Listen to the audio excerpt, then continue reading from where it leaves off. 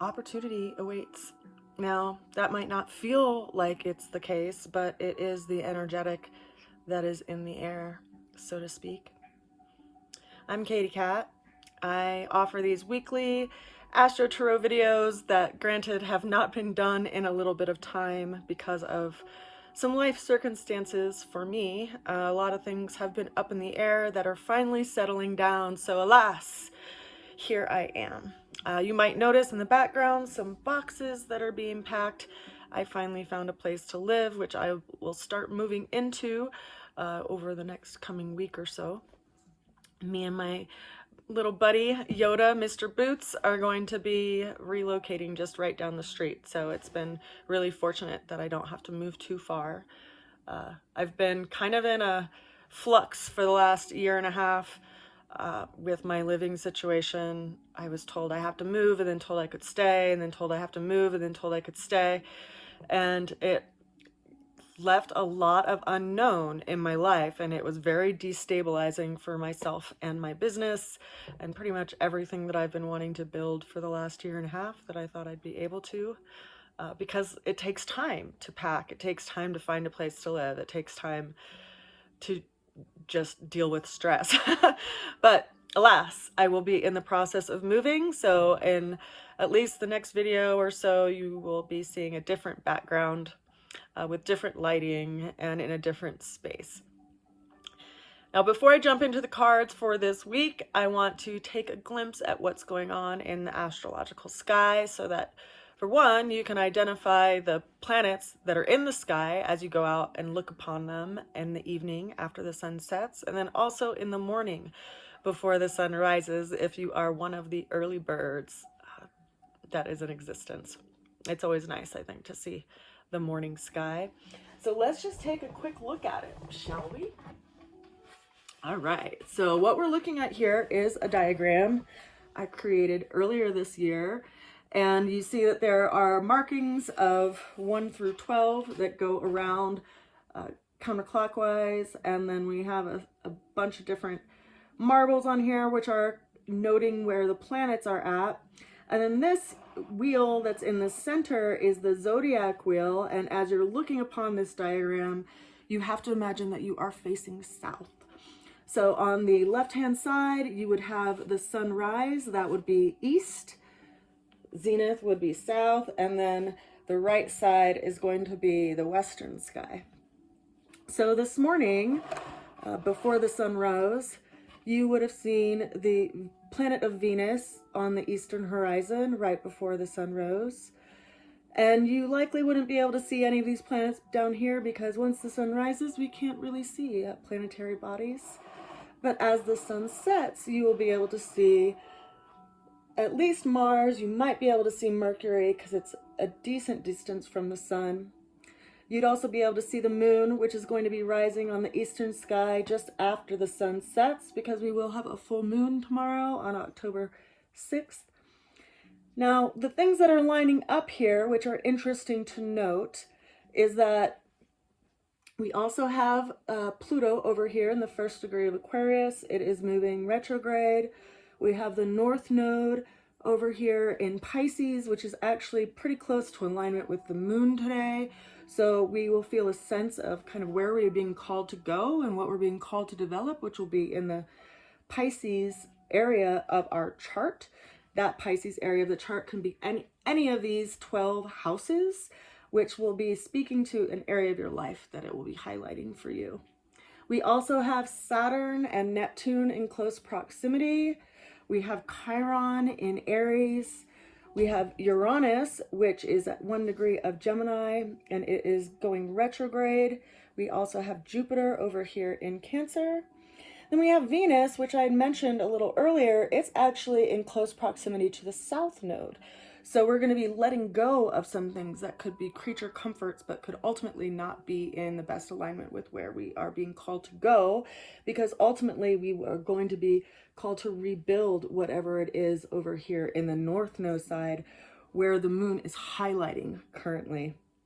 Now, something else that I want to point out here is that We do have Mars that is now in the sign of Scorpio. It is a planet that governs the sign of Scorpio, so it's in its ruling house. So depending on where Scorpio is in your chart, you might be seeing a flare of energy, a flare of motivation and action that you are being called to do. And it might get a little feisty, right? Because Mars can be a warrior in its positioning and very direct. And consider that there's a lot of different emotions that we are able to experience in our life, right? There's emotions of peace and emotions of joy and emotions of sorrow and emotions of grief, and also of anger and also of action. Now, what calls you to action? It might be some kind of wrongdoing. It might be a need to make a difference. It might be a need to speak up. And of course, depending on where Scorpio is in your chart, it's going to be bringing that energetic up to the surface. Now, as far as things go in the times to come, consider that the sun will soon be in the sign of Scorpio. And when it is, it will be forming this fixed energy with the sign of Pluto. And Pluto also is a planet that governs Scorpio. So there will be some initiation of change that will be challenging in our lives in that aspect there.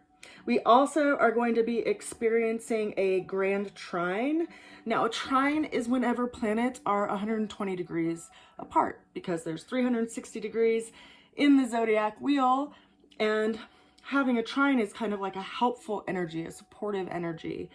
And so we will have this grand trine between the signs of Scorpio, the sign of Pisces, and then the sign of Cancer, with this placement of Jupiter over here. Consider that Jupiter is a very expansive planet. It can be helpful in a lot of ways. Mars is a planet of initiation and action.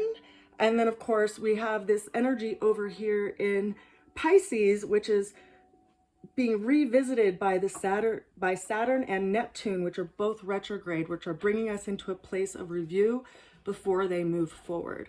So there is definitely this reflective time right now, which is connecting us to our sense of spirituality, our inner search, and our emotional well-being. Now, looking at the cards for this week, our opening card is the Ace of Pentacles.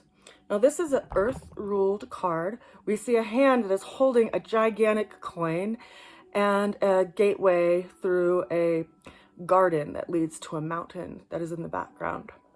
So there's this opportunity that we're being given, this opportunity to see what we value and how to move forward with that value. It's like someone is planting a coin in your hand and giving you the freedom to do with it as you will. Now, in looking at the element of earth, which is associated with the suit of the pentacles, it's related to physical things. It's related to things that we value. It's related to our body. It's related to our belief systems. And in looking at that, we have to consider what it is that we carry with us through life and how we bring our energy into the world. What do we show up with by way of action, with our body, with our beliefs, with our mindset, right? And what do we do with it? Because we can sit and stew and be frustrated and kind of just feel defeated, right? Like we let go of this opportunity that is in our hands, or we can really let it inspire us and motivate us so that we put our energy and our efforts in a direction that is going to bear fruit of some kind. It's interesting because when I pulled the challenge card for this week, two cards came out together and they were both the same numerologically. We had the Four of Wands, and then we also have the Four of Pentacles. So here we're looking at our will by way of the wands, and then again, our value system by way of the coins, and also our financial well-being. So we see a challenge being safety and security. And we also see a challenge being budgeting our resources. And this is something that's going to make us have to, trim the fat in our lives, so to speak. And also trim the fat as far as where we put our energy and our effort. What does it mean to create safety and stability and security in our lives? And where is that challenge coming from? Now, the way through the challenge is showing up as the Six of Wands. So here now we have 2 wands and 2 pentacles in the reading for this week. And in this card, we see someone who is sitting atop of a horse with a wand in its hand that has a crown of victory, like bay laurel leaf, that they are using to kind of forge them ahead. And in the background, there is a supportive group of people that are cheering them on. So this is telling us it's time to move forward based on past successes and to create balance in our life by where we are feeling drawn to go to. And there is some support from the community to be able to do this. And so we do have to, each and every one of us, take inventory around where we put our energy, what we fall into, and where we are being inspired to go toward. Because just like we're seeing right now with the astrological transits of Venus and the South Node being conjunct, and the North Node and the Moon being conjunct, there's some aspect of what we're doing that's not necessarily good for us, which is why we are being asked to let go of it. Consider that the planet of Venus and the South Node are both in the sign of Virgo. Virgo is how we take care of ourselves, what we put into our body, our day-to-day routines, our daily affairs. And there's something in that space that we are being asked to let go of so that we can put our attention over into the Pisces area of our chart, which not only has the North Node, it currently has the Moon, which is highlighting those areas, kind of the emotional undertow of experience that we are having to navigate. And then those are also in the same realm of where Saturn is currently and where Neptune is moving toward. Now, Saturn is a planet that kind of is the keeper of time. It's a planet of responsibility. It asks us, what do you want to do with this journey of life that you're on? Where do you feel called to blossom and to grow? And what do you need to let go of in order to do that? So we might be looking at, how we sabotage our lives and sabotage our own efforts through our day-to-day affairs. If we're like doom scrolling, or if we're just venting and angry and upset all the time, and does that actually move us toward what we feel like needs to become? Because we have to let go of something. We only have 24 hours in the day. We have 7 days a week. We have a limited amount of time on this earth, and we don't even know how long that time is going to be here. So what do you want to do? Each and every day is precious, and this is reminding us that we have to move forward based on our past successes and follow through with it. We see that this person is leaving a situation. They're moving toward a new environment, and they're doing that based on the things that they've already been able to acquire and achieve in their life. Now, the ultimate card, the ultimate outcome that we have for this week in the reading is the Page of Cups. Now, this is what's highlighting that Pisces energy in the chart that we're looking at for this week by way of where the North Node is.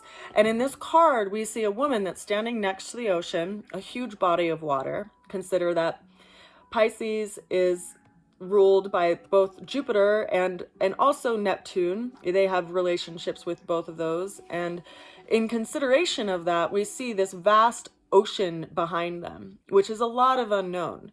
And we see someone standing in front of that with a cup that has a fish coming out of it.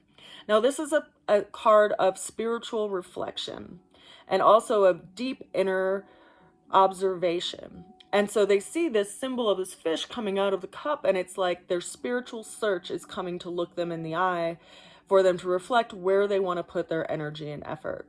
Now, cups are related to our emotions. They're related to how we navigate through the world and what inspires us and motivates us through that energy and motion that we feel inside of our being. And it's interesting when you consider your life experiences and where, for instance, you felt like you had to say something, or where you felt like you had to do something, and it wasn't from an outside expectation that you had to do it, but it came from a well within you. And there's something that is seriously welling in this card, right? We see that the ocean is in a lot of different currents. And just like it is in this card, it is in the world too. There's a lot of change. There's a lot of things shifting and happening right now. And it's causing a lot of deep reflection, a spiritual search, so to speak, in how we want to share our energy in this landscape of our life and also with the world. Now, because Pisces currently has the North Node in it, wherever you have Pisces in your chart is going to be asking you to put your attention there, you know, whether it's in the first house, second house, or all the way through the 12th house. If you aren't familiar with your chart, I do encourage you to go to astro.com and enter in your birth information so you can at least get a basic snapshot of your natal chart. You know, in order for that to be on point, of course, it helps if you know the time of day that you were born and, of course, where you were born and when you were born. But if you don't know that, it can still be helpful in just figuring out your chart and what your sun sign is if you only know, you know, the date and the year that you're born and not necessarily the time. Now, wherever Pisces is in your chart, it's asking you to put an anchor there because that's where the North Node is. And there's this access there that's currently happening. And because we have Cancer, right, which is a water sign, and Scorpio, that's also a water sign, this trine is going to be providing some kind of help to us by way of the placement of Jupiter and where Mars is, and of course where Saturn is currently. And so they're creating this support that draws together these three lines of a spiritual source of help by way of Jupiter, by Saturn, which is our understanding of time and our respect to time and our observation of where we put our time ultimately is what is creating our life. And then this energetic of Mars moving through Scorpio, which is calling us to act on that which we are seeing. Now, the thing is, once you see something, you can't unsee it, right? Which is why this time is so interesting, because there's a lot that's being brought up from the dark. There's a lot that's being brought up from the unknown, especially because we have the moon growing right now in the sign of Pisces, and it will be moving into Aries, and then it will be really asking us to look at ourselves and what aspects of ourself, our sense of I, that we need to let go of in order to mature into kind of like the grown-up self instead of the childish self. You know, like the childish self will sit and complain that they aren't getting anything that they want and they are full of expectations. But the adult self knows that each day we lay a path and an anchor in where we want to go. Each day we shape our reality with our attention and our emotion and our daily routine, whether it's, you know, eating horrible things or eating nutritious things, whether it's, you know, sitting in front of the TV or going on a walk.